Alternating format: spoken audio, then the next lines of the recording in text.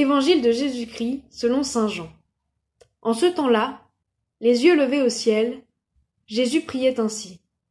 Père saint, garde mes disciples, unis dans ton nom, le nom que tu m'as donné, pour qu'ils soient un, comme nous-mêmes.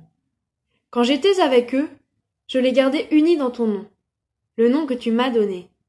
J'ai veillé sur eux, et aucun ne s'est perdu, sauf celui qui s'en va à sa perte, de sorte que l'écriture soit accomplie. Et maintenant que je viens à toi, je parle ainsi, dans le monde, pour qu'ils aient en eux ma joie, et qu'ils en soient comblés. Moi, je leur ai donné ta parole, et le monde les a pris en haine, parce qu'ils n'appartiennent pas au monde, de même que moi, je n'appartiens pas au monde. Je ne prie pas pour que tu les retires du monde, mais pour que tu les gardes du mauvais. Ils n'appartiennent pas au monde, de même que moi, je n'appartiens pas au monde. Sanctifie-les dans la vérité. Ta parole est vérité.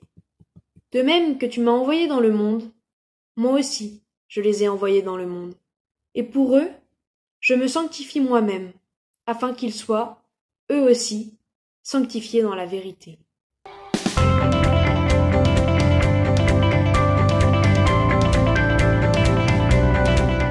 Bonjour à toutes et à tous, et merci Julie pour ta lecture. Nous poursuivons cette belle prière de Jésus à son Père, la prière sacerdotale. C'est un texte extrêmement dense et je ne pourrai pas le commenter dans le détail. Je ne suis pas sûr d'ailleurs d'y arriver. Il y a bien des aspects de ce passage qui m'échappent. Je voudrais retenir 3 points. Tout d'abord, Jésus prie son Père. Quel est le contenu de sa prière ? Dans sa prière, Jésus prie pour que les disciples soient un. Je ne vais pas en parler longuement, car ce sera le cœur de l'évangile de demain. Néanmoins, notons que la demande de Jésus, que les disciples soient un comme le Père et lui sont unis, et unis par le même nom. Qu'est-ce que cela veut dire ? Quel est ce nom ? On peut dire que le nom de Dieu, c'est Dieu lui-même, en référence à l'Ancien Testament. Mais dans l'évangile, le nom de Dieu est assez peu présent, sinon qu'à la naissance de Jésus. Dieu sauve, l'Emmanuel, Dieu avec nous. Je n'avais jamais fait ce rapprochement jusque-là.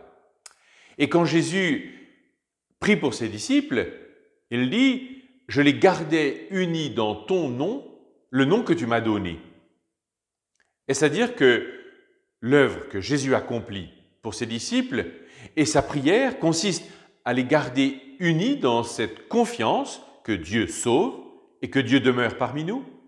N'est-ce pas une manière, dans sa prière, de demander au Père que sa mission se poursuive à travers ses disciples, manifester l'œuvre miséricordieuse de Dieu pour que tous aient la vie. Ensuite, dans sa prière, Jésus évoque la relation des disciples au monde. La question du monde est toujours une question complexe, mais il ne faut jamais oublier que le monde est d'abord ce que Jésus a aimé, ce qu'il continue d'aimer, ce pourquoi il a donné sa vie. Mais il est lucide, il sait que le monde l'a rejeté et le rejette encore. Les disciples appartiennent au monde en ce qu'ils sont des fils de leur temps. Ils sont issus du monde, mais en même temps, ils sont aussi les enfants du royaume parce que Jésus les y a appelés, comme chacun d'entre nous. Et d'ailleurs, je retiens que Jésus ne demande pas à son Père qu'il les retire du monde, mais qu'il les garde du mauvais.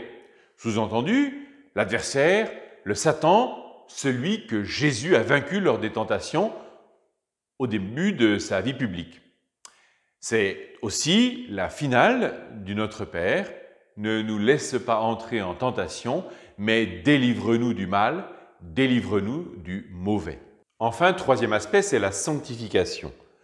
Pour eux, je me sanctifie moi-même. Qu'est-ce que cela veut dire ? C'est assez mystérieux aussi. En tout cas, j'aimerais le rapprocher de la 5e préface de Pâques. Il est à lui seul l'autel, le prêtre et la victime, Jésus qui a porté à leur achèvement tous les sacrifices de l'ancienne alliance. J'essaie de comprendre que la sanctification de Jésus, c'est son offrande, son sacrifice. Et de la même manière, nous pouvons nous aussi, à sa suite, entrer dans cette même dynamique. C'est ce que saint Paul dit dans la lettre aux Romains au chapitre 12. Je vous exhorte donc, frères, par la tendresse de Dieu, à lui présenter votre personne tout entière, en sacrifice vivant, saint, spirituel, capable de plaire à Dieu. C'est là pour vous la juste manière de lui rendre un culte. Notre sanctification, comme imitation de celle de Jésus, serait alors d'offrir notre vie au Seigneur, dans toutes circonstances. C'est-à-dire nous souvenir de tout ce qu'il nous a permis de vivre de beau et lui rendre grâce pour tout ce que nous vivons chaque jour de beau ou encore ce dont nous sommes les témoins. Cela nous met dans la joie, c'est la joie de Dieu, celle que Jésus désire pour ses disciples et demande pour eux au Père. Alors moi, la question que je voudrais poser, c'est pourquoi déjà ils appartiennent pas au monde et qui est celui qui s'en va à sa perte? Merci Julie pour tes deux questions. Je crois que j'ai un peu répondu à la première sur les disciples et le monde. Quant au disciple qui s'en va à sa perte, historiquement, c'est Judas. Mais bien sûr qu'à travers Judas, nous mesurons toutes les occasions ou circonstances où nous nous écartons, nous aussi, de Jésus. Cela est possible. Le Seigneur nous a fait libres de le choisir, mais aussi de le rejeter. La prière de Jésus, pour chacun de nous, c'est que nous restions unis à Dieu pour notre plus grande joie. Bonne journée et à demain!